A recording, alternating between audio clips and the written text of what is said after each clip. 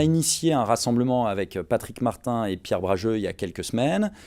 Aujourd'hui, on avance conformément à ce qu'on souhaitait, c'est-à-dire que déjà on a fusionné nos équipes, on a fusionné nos projets. Alors on avait évidemment 90% des éléments qui étaient quasiment semblables, avec des sensibilités différentes, mais on a fait ce travail parce qu'on voulait démontrer qu'on est capable, comme dans nos entreprises, et c'est ce dont le MEDEF a besoin, de travailler ensemble. On est dans une économie collaborative. Nous, on le pratique dès la campagne. Et je pense que cette approche de collégialité collaborative, d'une nouvelle, aussi, d'une certaine façon, vision, c'est ce qu'il faut pour le MEDEF. Et puis, c'est un rassemblement qui est ouvert. Donc, on a des soutiens, par exemple, de présidents de fédération, Claude Tarlet très récemment, c'est la Fédération des entreprises de sécurité privée, des entrepreneurs emblématiques, charismatiques, comme Thomas de Richebourg, qui a quand même plus de 20 000 ou 22 000 salariés en France.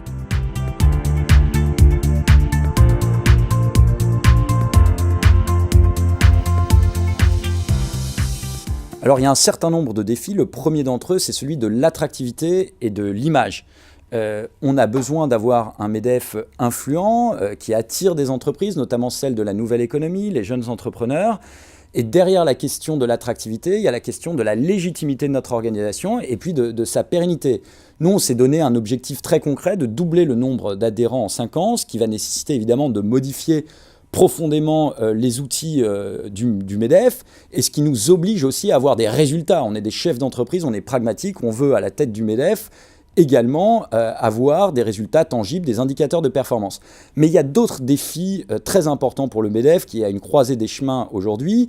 Sur ces 3 fonctions traditionnelles, dialogue social, paritarisme et influence, on a des remises en cause importantes. Le dialogue social, aujourd'hui, il est beaucoup plus dans l'entreprise et dans les branches, et tant mieux. Mais ça questionne la valeur ajoutée du MEDEF demain. Et nous, on pense qu'il doit accompagner ce dialogue dans les entreprises et dans les branches. Ça sera ça, sa valeur ajoutée. Il doit aussi porter un dialogue peut-être à échelle nationale sur les compétences, sur la formation, sur les métiers en tension, puisque c'est l'enjeu numéro 1, le recrutement de notre économie dans les années à venir. Et ça, le MEDEF, il a un rôle majeur. Mais parmi les défis, il y a aussi évidemment la question du paritarisme qui prend une place importante dans la campagne. Là aussi, on est sur une position médiane qui n'est pas un filet d'eau tiède. On pense que le démantèlement exprimé par certains est dangereux parce que certains des organes paritaires peuvent être utiles aux entreprises. Alors certaines fonctions juridictionnelles comme les prud'hommes, le paritarisme notamment dans les URSSAF, ça peut être utile notamment en matière de recours, ça peut être utile à des entreprises qui doivent sauver des dossiers, c'est aussi des espaces de dialogue et d'échange, et donc c'est important. Et puis il y a l'influence, que peut-être on effectue trop à l'échelle nationale que sur des sujets sociaux, fiscaux, réglementaires. Aujourd'hui, l'influence, il faut aussi la porter beaucoup plus à l'échelle européenne. À Bruxelles, on doit renforcer la présence du MEDEF, même si les fédérations sont très présentes à l'échelle européenne. Sur leurs sujets techniques, il y a quand même des sujets interprofessionnels, la fiscalité des géants du numérique, où là, on a une valeur ajoutée à mon sens. Et l'influence, c'est aussi à Washington, là où se prennent des décisions pour nos entreprises, auprès de la Banque mondiale. C'est également au sein des exécutifs régionaux. Depuis la loi NOTRe, on a un pouvoir qui redescend, et c'est une bonne chose, de façon plus proche sur le terrain. Et là, le MEDEF doit accompagner. Et puis surtout, on ne doit pas être cornerisé que sur les questions fiscales, sociales, réglementaires. On doit parler du financement de l'économie, on doit parler de l'innovation, de la recherche, des compétences et de l'internationalisation.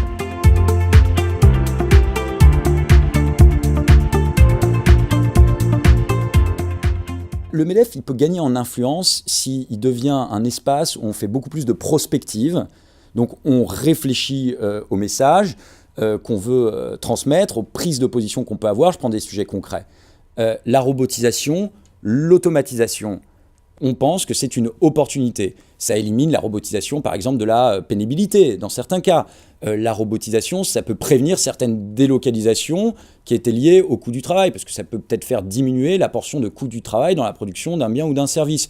Il y a toute une économie qui se structure autour de la robotisation.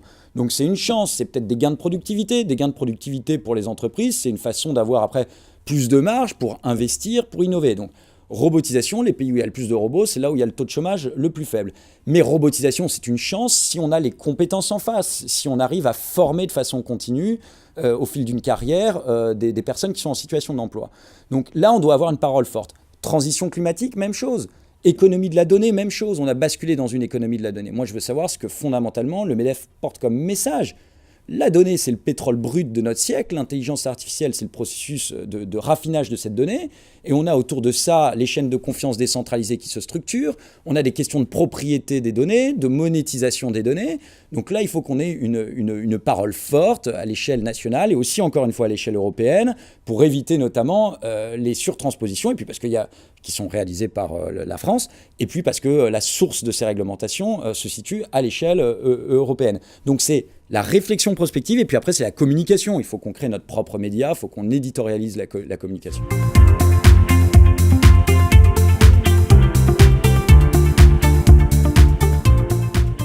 Le MEDEF, c'est une maison commune. Et il ne faut pas non plus que ça soit le plus petit dénominateur commun. Donc il faut qu'on arrive à trouver des sujets, on porte des positions qui sont un peu ambitieuses. Parce que lorsque des positions sont claires, sont nettes, sont ambitieuses, elles sont plus facilement comprises par nos interlocuteurs, le gouvernement, la population, les entreprises, la société civile. Et ça, c'est essentiel pour être efficace. Donc il faut des prises de position claires. Maintenant, effectivement, si vous êtes une fédération et que vous êtes toujours dans la minorité, ça peut poser un problème. Mais il ne faut pas, pour avoir un espèce de consensus total, je préfère le compromis au consensus. Ça veut dire que de temps en temps, on est dans la minorité, puis à un autre moment, on peut être dans la majorité. Donc il faut que chacun accepte de pouvoir se situer dans l'un ou l'autre camp à un moment donné, si j'ose dire, pour que l'organisation en sorte renforcée.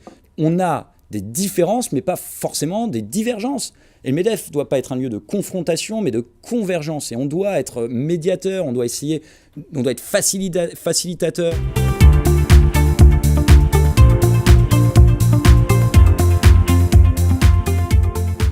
Dans le projet de rassemblement qu'on porte avec Patrick Martin et Pierre Brageux, il y a plusieurs priorités. La première, et ce n'est pas encore une fois une question d'idéologie, c'est la fiscalité. Nous, on souhaite une fiscalité très pragmatique. Déjà, peut-être le préalable, c'est de dire qu'on a évidemment besoin de fiscalité. Il faut le rappeler. On a besoin d'infrastructures, notamment. Donc, on a besoin d'investissements publics. Par exemple, le véhicule électrique, il va falloir des investissements publics, d'équipements, de bornes, de charges, etc. Donc, on a besoin de fiscalité. La question, c'est plutôt quand on fiscalise. Et là, ce qu'on dit, c'est que nous, on veut une fiscalité qui soit adaptée à la réalité économique des entreprises, qui ne soit pas décorrélée de leur réalité. C'est-à-dire, par exemple, l'impôt sur les sociétés est moins sensible pour nous que les impôts, par exemple, de production, qui grèvent les entreprises, quel que soit leur niveau d'activité. Donc, on a un focus important sur les impôts de production. Le coût du travail, évidemment. Alors, le coût du travail tend à se réduire, la différence, par exemple, avec notre voisin allemand, mais c'est plutôt parce que l'Allemagne vient vers nous que nous vers l'Allemagne. Et on a encore un écart important avec la moyenne européenne, sachant par ailleurs que notre industrie des services, en tout cas le secteur des services, a un taux de marge de 28%, qui est assez faible, qui n'a pas retrouvé ses niveaux d'avant-crise de 2008.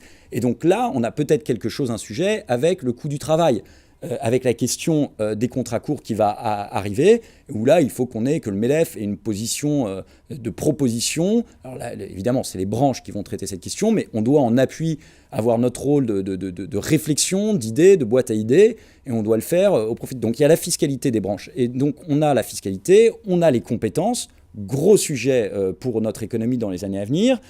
On a un certain nombre de chômeurs qui n'ont pas forcément les compétences qui sont recherchées par les entreprises. On a des personnes en situation d'emploi dont les expertises se modifient constamment du fait des bouleversements technologiques. Et puis on a un vieillissement de la population. Ce qui fait que les entreprises en phase de croissance qui ont des marchés recherchent des compétences, des talents, ne les trouvent pas forcément. Et on a un phénomène où les entreprises vont se piquer les talents. Ce qui fait que dans un marché, si vous n'êtes pas sur un marché de rente ou de niche, vous ne pouvez pas augmenter vos prix, donc vous allez contracter vos marges. Contractant vos marges, vous allez réduire vos marges et donc avoir une capacité d'investissement qui est plus faible. C'est un gros sujet. Et puis après, on a 3 autres priorités. On en parle peu dans la campagne à l'élection à la présidence du MEDEF, mais il y a évidemment l'Europe, l'international, les sujets technologiques, l'économie des données, la robotisation par exemple, et puis tout ce qui concerne la transition climatique, qui est une révolution économique, une transition économique qui embrasse tous les secteurs d'activité, bâtiments, agriculture, transport, énergie, santé, etc. Donc on a aussi l'économie circulaire et l'économie sociale et solidaire. Donc c'est ça les 5 gros blocs, c'est bloc technologique, bloc RSE, Europe internationale, fiscalité et compétences.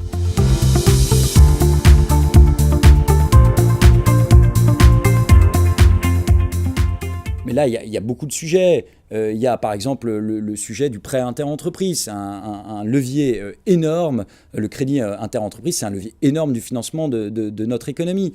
Il y a la possibilité de renforcer les fonds propres des entreprises. Aujourd'hui, le financement des entreprises se fait principalement par recours à de l'endettement bancaire. Alors, on peut le comprendre quand il y avait des taux d'intérêt bas. Peut-être que cette situation ne sera pas toujours la même dans les années à venir.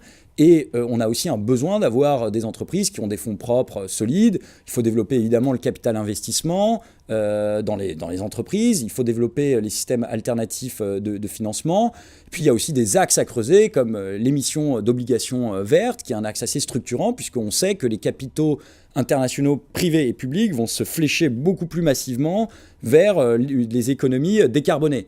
Et donc, il faut que nous, on soit dans une position pour être des réceptacles avec nos projets et avec des outils, des véhicules dédiés pour pouvoir capter ces capitaux, puisqu'il y a quand même une compétition sur les capitaux à l'échelle internationale. Et là, je crois que la France est bien placée. D'ailleurs, d'une façon générale, je pense qu'on assiste à un moment français dans la mondialisation. La mondialisation, ces dernières années, c'est quand même fondamentalement structuré sur une approche très capitaliste, consumériste, quantitative. Et on a une bascule vers une demande et une exigence des consommateurs, des citoyens, vers quelque chose de beaucoup plus qualitatif, vers une demande de bien-être, de bien vivre. Et c'est l'ADN de la France. C'est notre ADN, la qualité de vie, l'art de vivre. Et là, l'aspect social, humain. Et il y a cette demande aujourd'hui dans la mondialisation. Donc ça, c'est une force, c'est un atout pour nous singulariser, comme la transition climatique. Je suis heureux que dans le rassemblement qu'on porte avec Patrick et Pierre, on ait cette vision aussi de porter ce qui fait la singularité de la France.